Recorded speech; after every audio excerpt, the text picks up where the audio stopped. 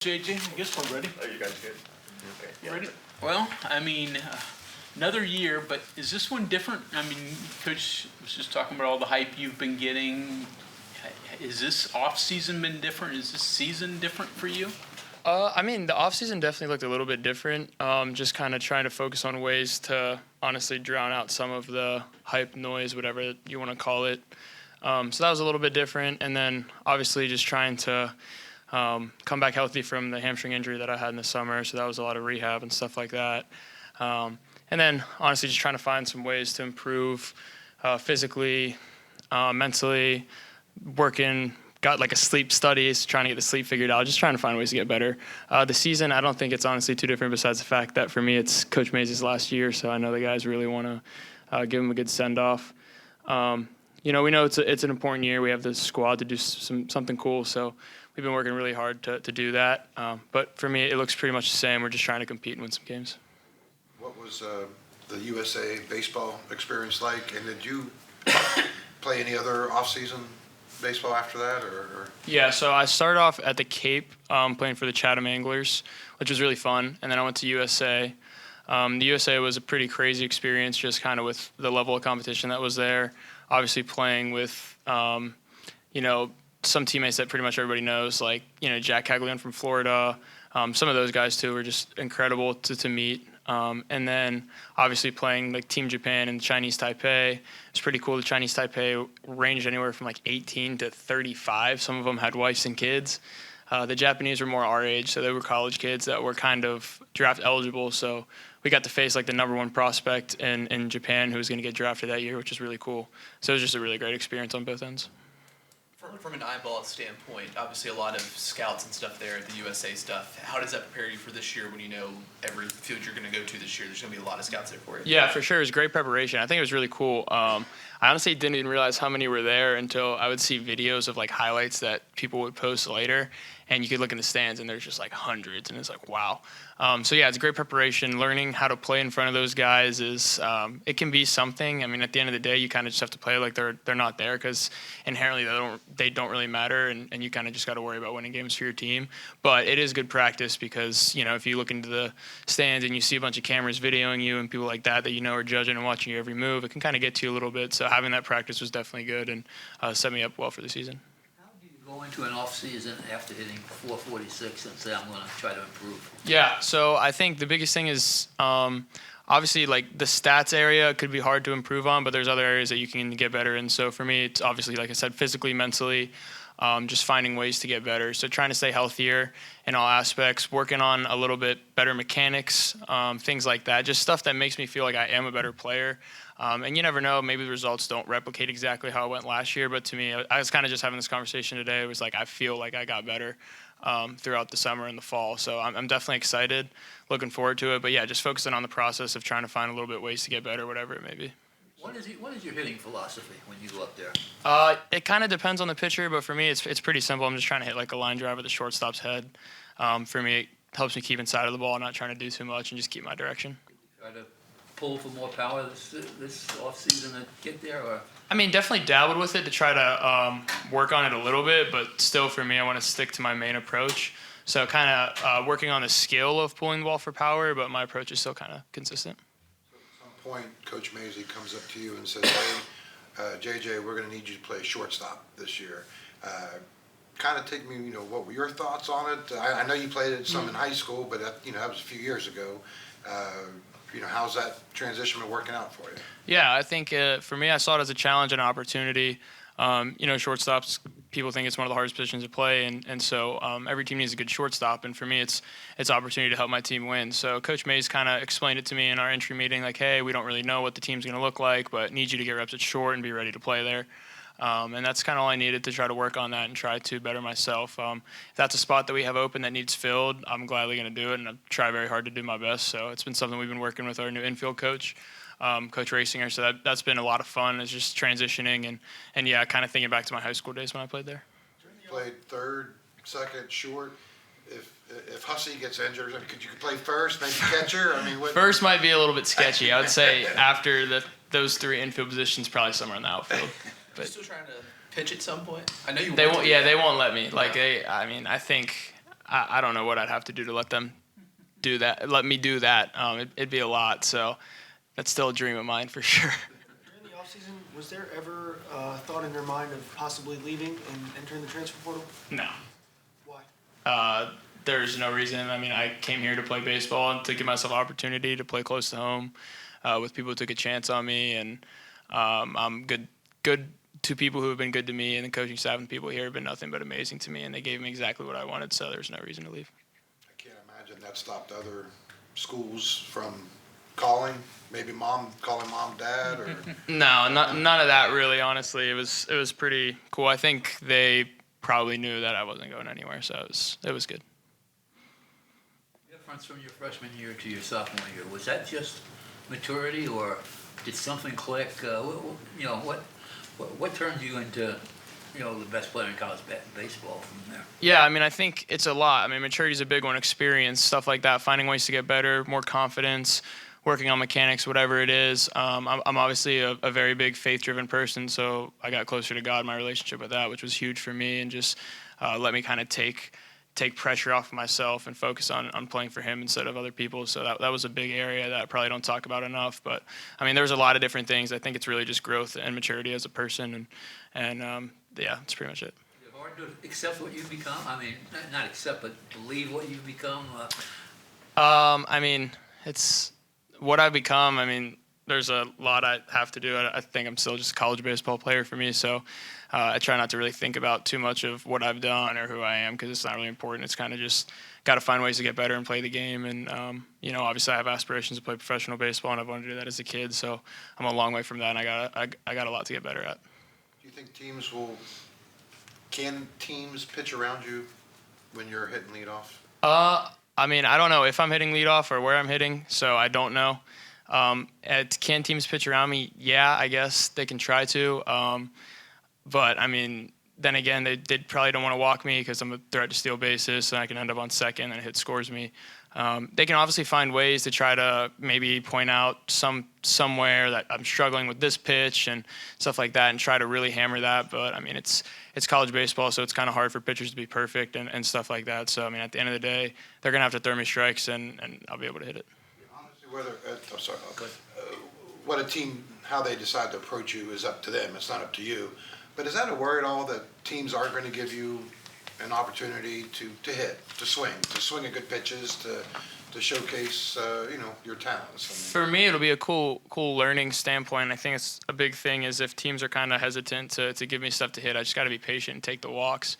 And, I mean, obviously I'm up there to do damage and hit, and that's growth for me as a hitter to be able to be more patient and take a walk, because that's going to help the team at the end of the day. And if they're not throwing me strikes and they're walking me, I'll get on base. They're going to have to throw the next guy strikes, and I think we have the lineup to do some serious damage if it turns into that. You were a pitcher. Would you pitch to yourself if you didn't have to? Yeah, for sure. I mean, it's still baseball, so, I mean, it's hard. Like, we got to hit stuff that's moving fast and moving a bunch, and you don't know what's coming, and so it's hard. I mean, I'm confident in my hitting abilities, but at the end of the day, I mean, the best way to get me out is probably to just attack me with confidence. I mean, I'm in there with confidence, and you got to pitch to me with confidence and let the better man win. A team like around you, some new faces, some returning faces. So what's this team going to be like? Really good chemistry. I think it's cool. It's a balance. We have more new guys than returners, which is kind of starting to become the trend, but we've done a really good job of finding ways to connect outside of the field together, building really good bonds. I mean, this is probably one of the most selfless teams I've been on in my career. Everybody's rooting for each other. There's nobody who's a bad apple. It's just a bunch of guys coming together to find ways to get better. And I think the coolest thing, too, is just having conversation with some of the guys is, people may know that they might not have a huge role this year, but they're super excited for the 2 innings that they might get to pitch or the couple at-bats they might get to have. And there's not a lot of, man, I hope my teammate does bad so I get the chance. It's like we want everyone to do good, and if that opportunity comes, they're ready to go about it. How's the new turf? How does it play? Is it different from the old stuff? Yeah, it's a lot different. It's slower. It's honestly been pretty bouncy. It's like they say that the time frame for it to be in its best spot is like in a year and a half or so, like that. So I won't get to experience it, unfortunately. But it's in a phase where it almost gets like better every day, just because it's kind of settling in and breaking in. And so it's been a little bit of a tough adjustment. I won't lie, obviously, just because of how kind of fast our turf used to play. So it's a little bit slower. The ball bounces a little bit higher. Our last turf was kind of skippier. But we've been trying to hammer away ground balls and just try to replicate some in-game hops and see what will happen. It's been a little bit of a learning curve, but I think we should be all right. You guys last year as a program got a pretty good taste of success with the conference championship, getting to the NCAAs, but obviously there was still some disappointment with how the year finished. So what's the next step, I guess, and can this team take that next step? For sure, yeah. I mean, the next step is just getting to a super, I guess. I mean, obviously, we're full force ahead on Stetson. That's really the only thing we're concerned about, because I think that's what hurt us last year is we were looking forward too much, and we didn't see the Longhorns in front of us who would kind of, sweep us and take us down a bad path. So that's the biggest thing is kind of just staying consistent with the theme of we have to focus on the game that we're about to play. We have to focus on the team that we're about to play, and we can't look too far ahead or get too satisfied. I think last year was a big thing is winning became a habit. We obviously expected to win every game just by the way that we were playing, and we kind of took it for granted. Like I said, we went down to Texas. It was like, oh, we just win one game. We're conference champions. We're hosting a regional. We can go to a super. Let's go to Omaha. Blah blah blah blah blah. Just thinking way too far ahead, and it got too much for us. So that's a big area where the guys that are returners know what that feels like. I know what that feels like, so I can kind of help some of the guys if we get into that situation again, where it's like, hey man, like don't matter who we play. We could be playing the last team in conference in the last week. They can beat us, so we got to focus on them, and that's the next step for us is just to finish strong, which we have the capability to do so. So I'm definitely excited for that. The way it all ended, did it become a motivating factor at all, in the offseason heading into this year? For sure, yeah. I mean, nobody wants to end the year 1-7, especially after winning so many games how we did. So it's tough. We don't want to experience that again. So like I said, we've been trying to make sure we focus on just not looking too far ahead. And so, yeah, it's a big motivator to kind of go out that way, and we want to make sure that doesn't happen again. One more about the shortstop. I mean, for years you had Tuck over there, and obviously the contributions he made.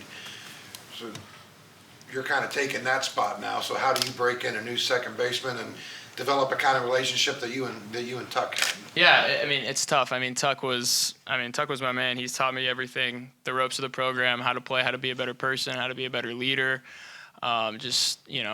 Everything. I learned so much from him, and I give so much credit to him. And thankfully for me, the good part about that is, like, I know how he operates, and he operates the right way, and he's taught me that, so I can teach others that. That's the biggest thing is, like, honestly, when I try to lead people, I just try to think back to how he kind of coached me and what he did for me. So I don't know who's going to be up the middle with me, but whoever it is, I know we're going to have a great relationship and we're going to make a bunch of plays. So it's tough to replace Tuck. I don't really think you can replace Tuck, in my opinion. But I'll do my best to kind of just transfer on what he taught me, and hopefully that'll just continue down the line. We asked Randy who can make a jump kind of similar to what you did last year from one year to the next. He pointed out Logan Save. Do you see that from him, or is there someone else you see kind of making that jump? Yeah, I think there's a couple people, and Logan is definitely one of them. I think he's had a ridiculous fall. He was pretty much neck and neck with me in like every category hitting wise during the fall, which is amazing to see. And yeah, like it really did remind me of kind of what happened to me last year in the fall. So that was great to see. He's gotten better offensively, defensively, and just became calmer. So I'm super excited to see how he does. I think he's going to have a great year. Igor Ellis Garcia, obviously same type of guy who should have another great year. I mean, he's just gotten better and better and better. And he's trusting the process, so he's one too. I think Sam White's gotten a ton better. Really just that entire sophomore class. There's so many people who look really good. Carson Estridge from the mound who looks really good. Gavin Van Kempen's been working on a different arm slot, which has been coming out really nice. So I think there's a bunch of guys in that class who have a chance to really improve. We have Skylar King, who's been playing probably the best ball with us that he's ever played. So it's looking really good and really promising from them. Really just all of those guys have a chance to kind of make a big jump, and I'm looking forward to it. You mentioned that Logan had a really good fall. Obviously, you had a good fall last year, or heading into last year. You experienced that firsthand, so you kind of probably knew the moment it clicked for you and things Right. just changed. Did you see the moment or moments where it really just changed over for Logan? Yeah, he just started barreling up more balls. It was more contact, less strikeouts, and it was loud contact. I think that was something for him last year is, he would barrel the ball every once in a while, but I think he had some weak contact here and there, and like in the fall, it was just missile after missile, and his ex-velos were up. His average ex-velo was up. Everything. He was just pounding the ball, which was really great to see. So I'm sure he noticed it, And kind of honestly, when you're in that train, it's like you're just playing well. You've played well before, so you probably don't think too much of it. But all the guys around him were definitely like, wow, like he is smoking the ball. So it was great. Wondering, like last year, like Traxel and Ben pitched a lot of innings, but they weren't, they weren't 95, Right. 96 kind of guys. And the offense kind of was the headlines last year. How do you see that working out? Because, I'm thinking of guys like, you said Van Kempen, Porco, Aiden. These are guys who can bring it, 95. So does this become more of a pitching team this year than last year? Or can it be as offensively driven as it was? I mean, like the aspects of the team, the breakdown of the For team sure, this year. yeah. I mean, I think it's similar. I think we do have a little bit more like the power arms that are looking like they're going to be starters. We're going to have some more velo. And you never know how that works. I mean, obviously Traxel and them did an unbelievable job last year, and they did everything we needed them to do. And yeah, of course they didn't have the velo, so we have some of that this year, it's a cool shift for sure.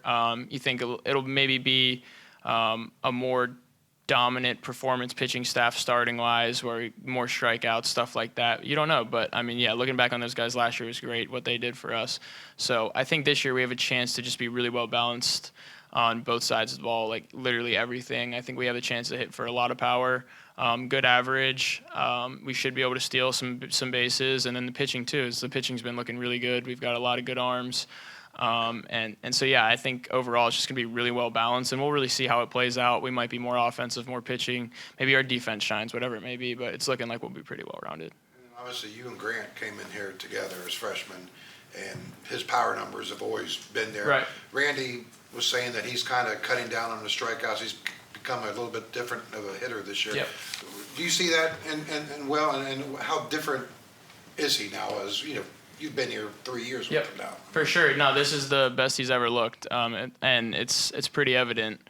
Strikeouts are obviously something that's going to happen, and you can't go to the plate, hoping that you don't strike out. You kind of just have to want to get a hit and barrel the ball well. But it's something that he's noticed. He's like, yeah, man, like I strike out too much, and I've heard it too much. Like I want to get rid of this, and so he's definitely put more emphasis on making sure he makes contact, developing a better two-strike approach. Kind of just cutting down on the big swings with 2 strikes, and still trying to do damage, but hoping that he can put the barrel to the ball. So his contact rate has gone up, which inherently makes him a better hitter because he hits the ball hard when he hits it. So if he's hitting the ball, it's probably going far, and it's probably hit pretty hard. So it's been great to see, and he looks really, really good. You mentioned how you guys have kind of had a sense that you want to send Coach Mazey off well. What's he meant to you as a coach, and what kind of are you guys, I don't know, on the inside thinking about as trying to do something big for him in his last season? Yeah, I mean, Coach Mazey's just been pretty much everything you could dream of at a head coach position. He's been like another father to me and taught me so much stuff. He just recently dropped off 2 pounds of venison meat in my locker that I was able to try, which is great. So yeah, he's like that. You can have a funny conversation that has nothing to do with baseball. You can have a conversation that has everything to do with baseball, and it's just a great balance. So he means a lot to me. He's just been a great mentor, and he was a big reason why I came here, and it's been everything that I've hoped for. And yeah, I mean, we just hope to have a good year. Obviously, we don't want to get too far ahead of ourselves, but we want to come out swinging against Stetson, play well, and hopefully carry that into more and more wins. So, we don't want obviously to get too big-headed and we're going to Omaha right off the bat, send Coach Mazey home the right way. Obviously, yeah, do we want that? For sure, but we got to focus obviously on Stetson and those games that are coming right up. So that's our main focus right now, and just trying to win those. This has been kind of a weird question. I apologize ahead of time for it, but you've already talked about what it's going to be like playing in front of the scouts, and that stuff's going to be there every game. You know that. The other day the press release came out about how there's a big increase in ticket sales, season ticket sales for baseball. How much credit do you take for that? And I mean, do you even think about that kind of stuff? I mean, the way this program has really kind of jumped since you've been here. I mean, some of that credit has to go to you. I wonder if that's something that it's on your radar. Yeah, it's definitely not something I think about. I think it's a direct reflection on the team as a whole. Obviously, winning a bunch of games.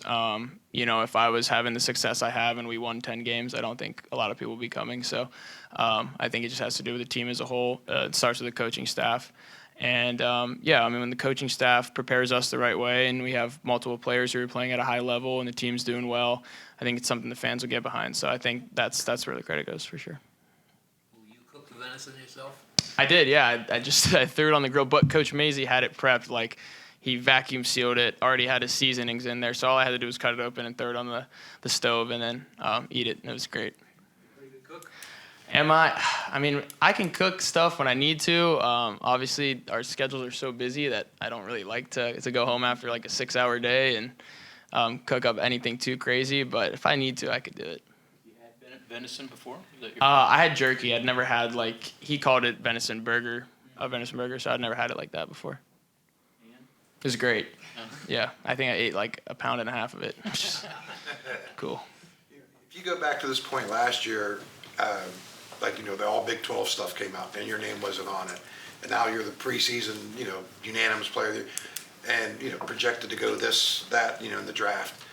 Has it happened fast when you kind of take it in those terms? I mean, yeah, I guess you could say that. I think, yes, that was something last year. Like, I have my lock screen as the preseason list last year because I wasn't on it. And that was kind of a motivator for me. And now that I'm on it, nothing changes for me. I think I've had this conversation before. That's a big example. Is like those guys didn't believe in me until they had no choice but to believe in me, right? So you can't let them kind of dictate how you feel. It doesn't matter if they're putting me number one here and there and there and there.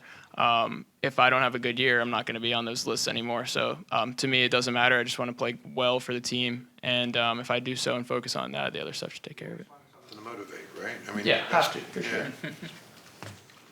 Pretzel necklace back this year? I don't know. That's kind of like a bench thing where if we got pretzels that day and they can craft it up, they'll do it. I know we have something that we'll use, but I don't know. Maybe the pretzel necklace will be back. You guys are still kind of confined. Like props have to stay in the dugout still, right? Yeah, or else you get suspended. It's crazy. like tracks or business. Exactly. Yeah. Cones and stuff. Any other questions? Thank you, guys.